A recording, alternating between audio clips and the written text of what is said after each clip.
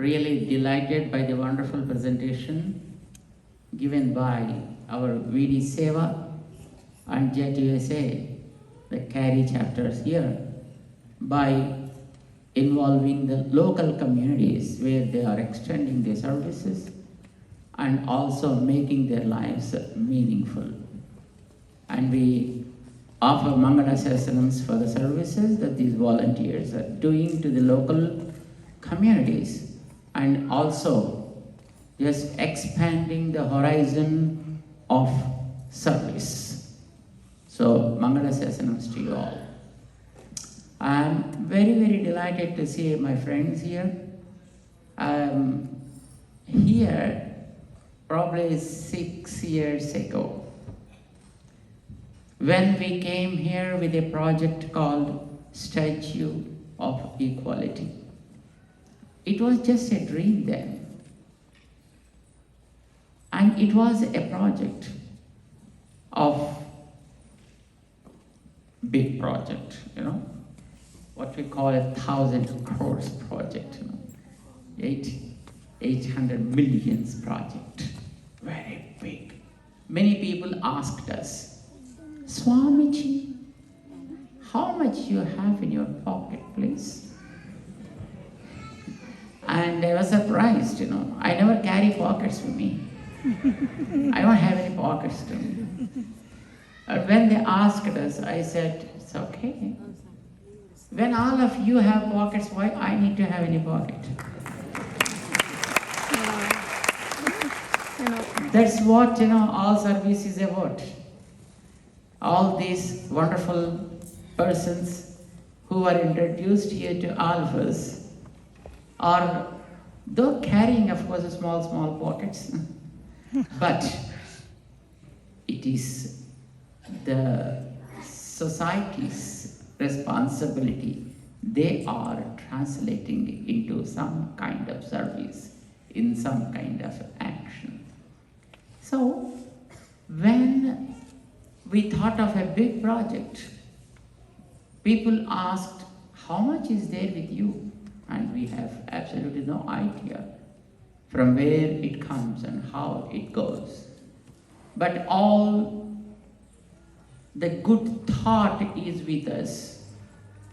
Intention is with us. A strong resolution is with us to do something that is needed by the society. Today, we see the world just like a torn pieces of a cloth. People with different types of races, ethnicities, religions, languages, different types of practices, living in this world. That's how the world is, of course. These differences show us how we all different parts of a big body called world. And these differences are to respect each other, but these are not to fight with each other. Let it be the color, let it be the religion, or let it be anything. All these should be adored because all these are created by the Almighty with probably certain purposes. Whether we know the purpose or not, but He knows the purpose. Once, you know the name Ramakrishna Paramahamsa, the mentor of Vivekananda. He was in Kolkata, and a boy came to him and he said, Master, I needed a piece of wood. And why God created this much of big tree? I need only the wood to make some chairs and doors. And then Ramakrishna Paramahamsa said, my friend, without the bark, without the branches, without the leaves and flowers and fruits, etc., you won't get the core of the tree at all. When all those things are there in the tree, then only you will be able to get the core, strong core, so that you can make use of that for some items like chairs and doors or any kind of items. So God created these things with a purpose. We may not be knowing that purpose, but each one has its own role in this big world. That is how actually the people respecting the systems of our ancient days. But unfortunately, when there were discrepancies, disturbances, disparities among only the human beings, with other creatures, we don't see this kind of things. There are different types of animals, variety of birds. Whenever they are hungry, they try to do something and get their food. But once they are happy, when they are satiated with their hunger or thirst, they don't hurt anybody. They don't hurt other creatures. But it is only the man, even without hunger, even without thirst, but with a strong and greed and insatiable desire to acquire and to possess many things, he starts damaging the whole system of this universe. He starts hurting others. I am sure most of you know very well that we cannot survive without trees, yes? But who is cutting the trees beyond requirement? Humans. We cannot survive without water, yes? Or no? Who is contaminating the water? It's man. We cannot survive without air, but who is spoiling the air, the purity of the air, by throwing variety of gases like CFC and the monoxides, etc., into the air? It's man.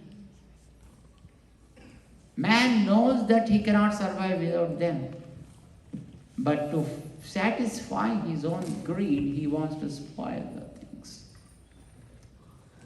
I'm sure by birth we are all pure.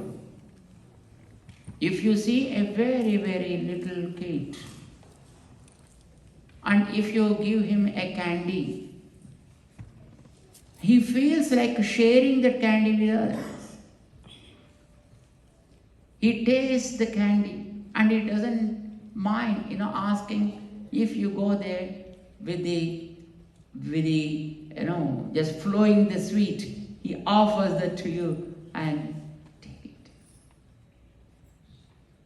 Giving is the nature. You see everywhere in the nature, giving, we're born with the nature of giving. But as we grow, then the possession, domination takes place. Suppress the nature of giving.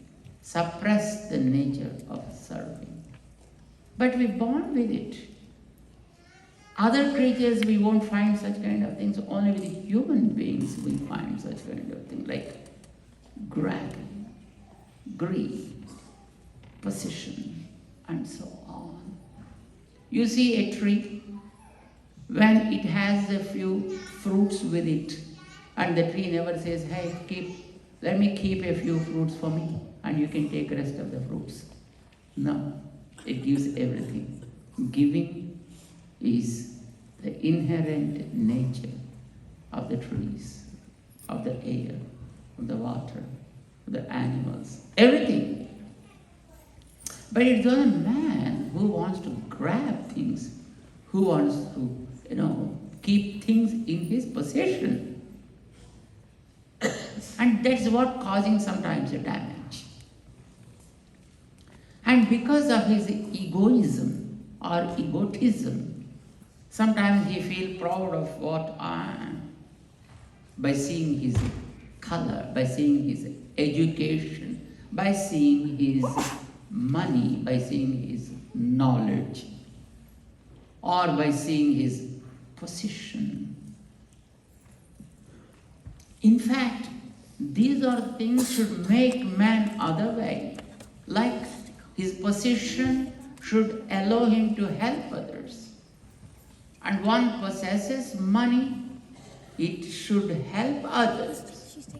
And if he has knowledge, he should reach people where he can teach something or educate, share something. So these are the things that should be used for the sake of others' benefit.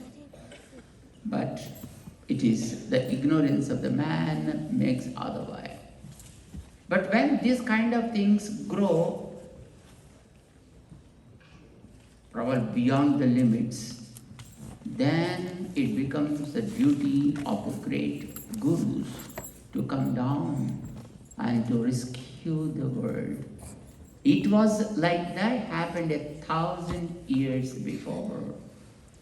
A great guru, Ramanuja Acharya, came down to this earth. As our volunteers, our MCs introduced, 1017 AD was the time when the great guru Ramanuja Acharya appeared on this earth. Lived for 120 years, observing the things that are happening all around. Read the scriptures, understood the essence, and wanted to implement that, seeing the present circumstances of that time. There were people, of course, who were called as untouchables, always kept away from the main society, somewhere in the remote areas. And no, they were never allowed into the society at all. And even to chant the divine name of a God, the women were discriminated and kept away from that. And they said in those days, if they chant the name of God, mantra, then cut the tongue.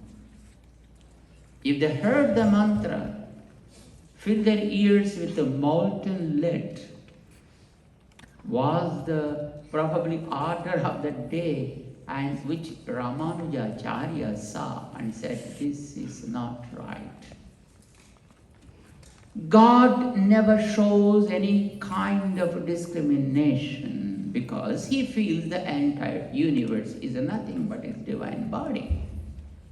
Everything is nothing but his a part of his divine body. Let me ask you a question. What part of your body you like so much? Can you tell me? What?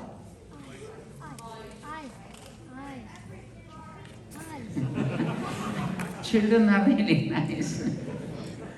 Somebody says, mind. So let us keep the mind and remove other parts. Is it okay?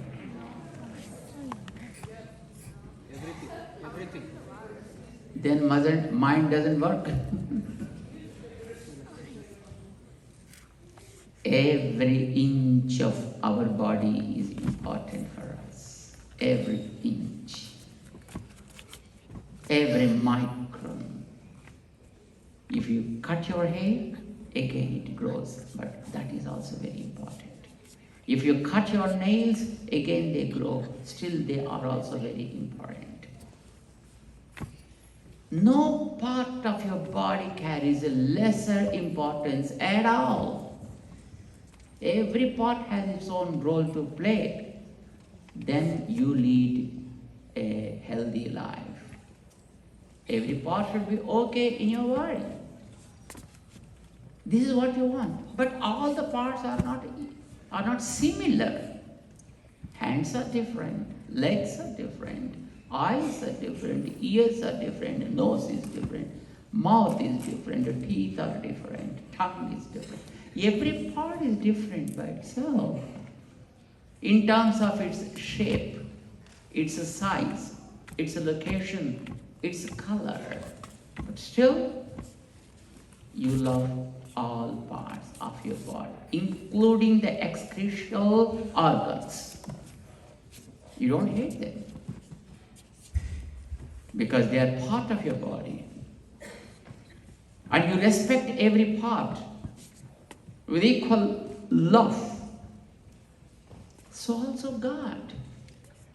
If you think the whole universe is nothing but His divine form, and He loves every part of this world and every creature of this world. Do you know how many cells are there in your body? 11 cells. Some say 12.5 trillions. Do you have an idea how many zeros are there after 1 in a trillion? 12. 100 marks. Good.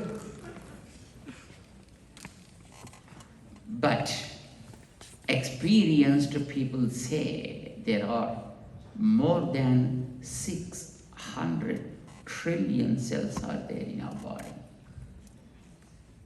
All cells are not equal. There are more than 25 types of cells in your body. You love all the cells of your body equally because they work in their own way to support your life. They are the ones giving energy to your body, and thus you are active in this world with your actions.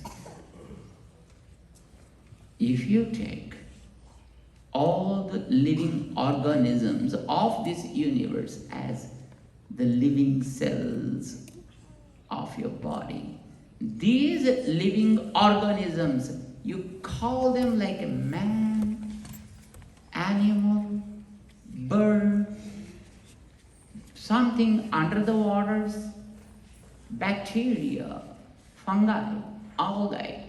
All these form different cells of His universal body. God loves each one equally. He never has any kind of disparity. He got equal compassion on every creature of this universe, whether it is having a life or no life. That is, whether they are sentient beings or non-sentient beings. What people call in Sanskrit as chetanas or achetanas. He loves everything, every part of His body. Why you have to hate them? Why you have to suppress them? Why you have to dominate them? Is it good? Have you ever seen any part of your body dominating other part of your own body? No. Never they dominate each other. But they respond for the call of other parts of your body, yes? Anything happens to one part, rest of the body, the entire body responds for that, addresses that, tries to address that. So you are happy. If you believe the system of your own body, my friends, you can understand the whole world as His divine body. If there is something hurt, maybe it is an animal, maybe it is a man, maybe it is a mammal. If you are able to respond, you are fit to be a part of this universe. If you didn't respond, there is a problem with you. There is something hurting me here. And I ordered my hand, hey hand, please go and address it. But the hand said, I don't want. I don't want to go there. I asked the hand, please hand, go there. But the hand said, I'm sorry. That's not my business. You mind your own business. What do you call it? Paralytic. He became paralytic. The hand is not functioning, not carrying him. Is it good? No. And some of your body cells said, why should I obey you, my friend? I don't want to obey you. I want independence. Suppose some cells of your body want to declare independence. They don't want to care you. They don't want to instruct you, follow your instructions. They want to be by themselves. What do you call it?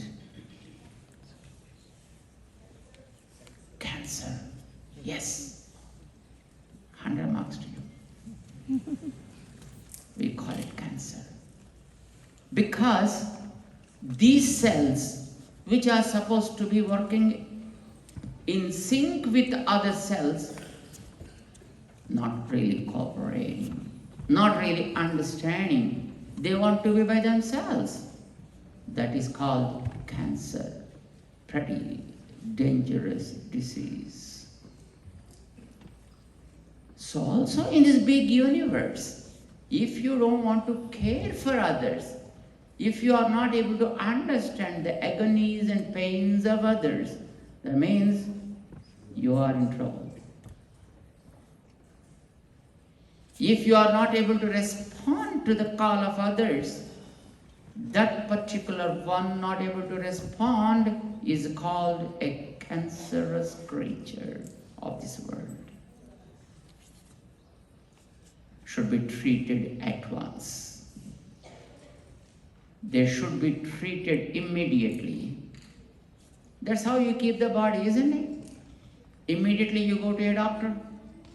You seek for support, and then the doctor makes a surgery and removes that part where those cells are formed a tumor, and then gives a kind of radiation, and then, of course, we collect some fees from you. Similarly, in the big universe, if one doesn't want to go in support with others or to support others, that means that person is a cancerous cell of this universal body. This is what Ramanuja Swami thought 1,000 years before, not today, 1,000 years before, when the orthodoxical rigidities were so strong. Someone speaks anything against the system, they will be beheaded or sacked, thrown out of the society.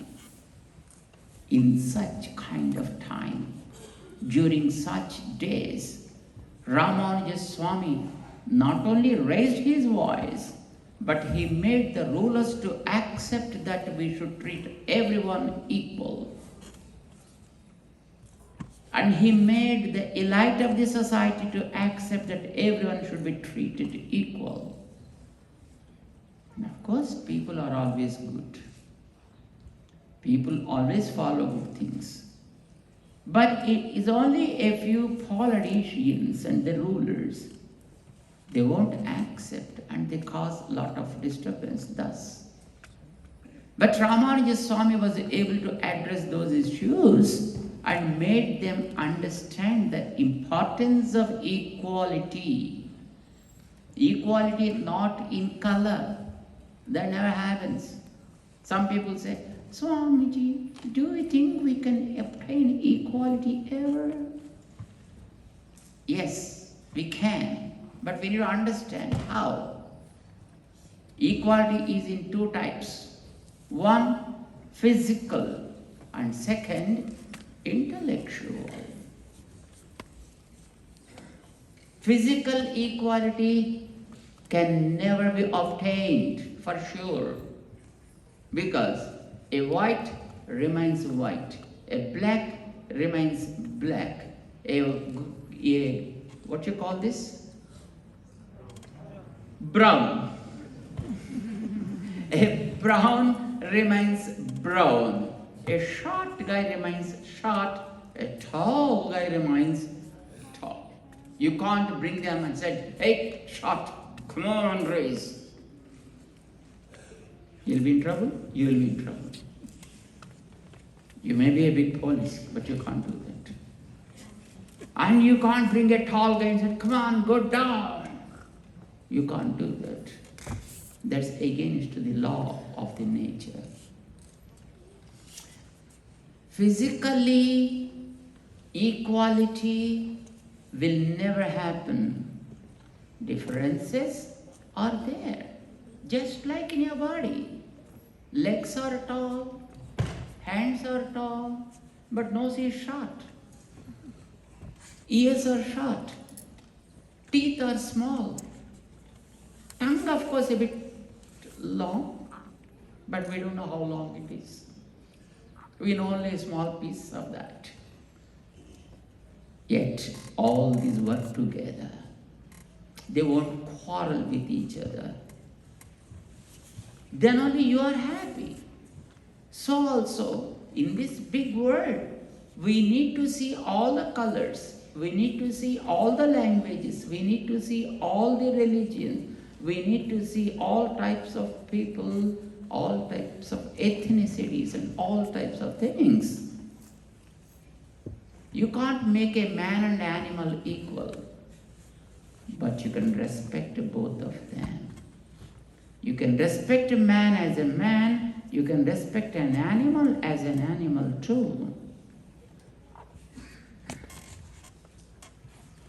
This is what Ramanuja said. We have to respect the systems as they are, but there must be a kind of understanding between all. And for growing, opportunities must be kept open for everyone, at least among human beings. Because he is something, so he can be given priority. Because he is not, so he should not be taken into, should not be the way at all. Opportunities must be kept open to all, and equal support must be given for them to grow. In spite of that one is not able to grow, that's okay. In spite of that one doesn't want to utilize that opportunity, yes, of course, then they have to be treated as they are supposed to be. But in giving the opportunities and chances for people to grow should be kept always open. This is what Ramanuja said in those days. And then he brought even those people from untouchable areas to the mainstream of the society. And said, we are all equally leading our lives, and we are equal in the eyes of God. These are the differences, temporarily. We are enjoying because of our, what you call the karma. Because of the karma, we got these differences. But when that karma is over, when these differences are kept aside, inside we, the souls, are all equal. There is no difference, and God never sees any kind of difference among these souls, and He loves everyone equally. In fact, if at all there is a person who is handicapped, I think God loves that person more. I'm sure that you understand. If a mom had 2 children and one is okay, but the other one is handicapped. Maybe his leg is damaged, hand is damaged, or his hearing capability is not there, or speaking ability is not there, dumb and deaf, or somebody's eyes are not there, blind. And then don't you give priority to such people? I have seen many a place, especially in the flight, in the airports. When there is a person who needs special attention, they provide a wheelchair, as we have seen a grandmother with a nice wheelchair. And when such person is there in wheelchair, into flight, when they call people, they don't care, even the first class people, they don't care the business class people. They said, those who are with wheelchairs should be given priority and they should go into the flight first. It's great. And when you are coming down from the flight, the immigration, the line is so big sometimes, it takes 2 to 2.5 hours, and you have to just then you go to the counter. I've seen, sometimes it's 2.5 hours. But if at all he's in a wheelchair, 5 minutes. 5 minutes. Maybe he is not, he is not from the business class, not from the first class, or he's not a diplomat, but special privilege. This is what we need to understand, my friends. When there are special needs, they always will be prioritized, given priority, top priority. We are seeing this in the world. And when you are able to find this kind of things in your world, in your family, why God keeps a deaf eye in such people? If at all they are people with some kind of disabilities or inabilities, God loves them much. And if you are able to serve such people, probably God will be more pleased. Yes or no?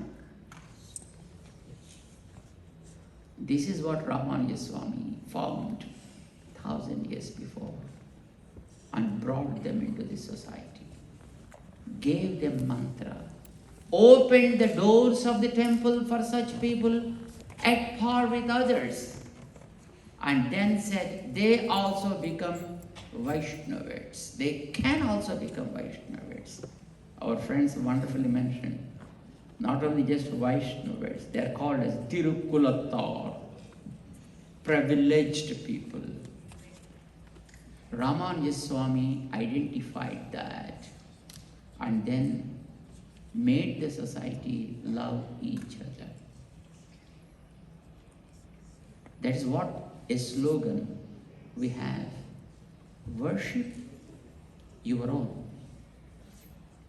Whatever is yours, mom, dad, color, race, religion, practices, power, whatever that belongs to you, you worship that.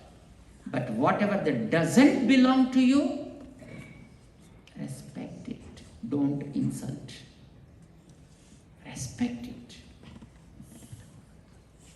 You may be a great devotee and other person may not having any kind of affiliation, may not believe in God, still that is okay. He may be an atheist, still it is okay, but you have to respect him. He needs to respect you too. Because respect is mutual, vice versa. It should not be one-way traffic. It should be from both the ends. As you worship the other guy, and he should also respect you. You respect them, they respect you. That's what we see in our body system. This is what we see in the world. And we have to live like that. This is the message of Ramanujacharya, 1,000 years before. And fortunately, then Ramanuja said, and it was in practice for almost 600 years. But later, we know very well, India was under foreign rule for many years, as your America was under foreign rule for few years, right? And this is of course that month of your independence. And you got independence, America got independence approximately 200, about 50 years before, but India got independence from the foreign rule just 76 years before. Understand? 76 years. Till then, it was under the iron boots of foreign rule. And that made again the India to get divided into different things.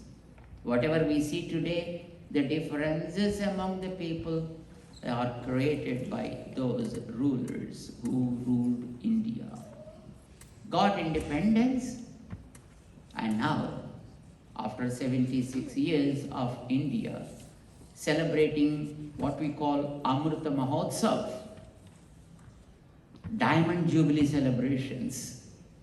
And now, we see such kind of things across the world today. People are fighting between the colors, between the races, ethnicities, and even the same religion, they are fighting with each other and evacuating them from the cities and towns and countries. This is the time now again to talk about that value of equality. That's what made us to feel that the message of Ramanujacharya should be brought into again existence, should be again retold. And the Statue of Equality was planned for that, to spend approximately 1,000 crores. And the project started. God is great. Great devotees like you are great. And then the project took a shape, and our Honorable Prime Minister Narendra Modi ji and the President of India, Vice President of India, and many others came, dedicated the Statue of Equality to the world. After that, we could not come.